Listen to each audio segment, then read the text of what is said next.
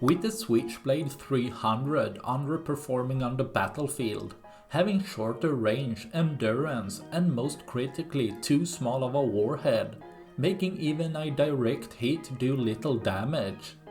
This has all mainly been solved with the Switchblade 600, which has shown to be semi-effective on the front line, only needing to ramp up numbers multiple times to impact the front line more, with this Switchblade targeting a Msta-S artillery in hiding.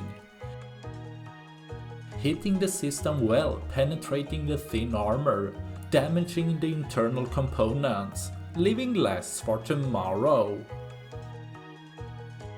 That's all I had for this video. Please like and subscribe for more.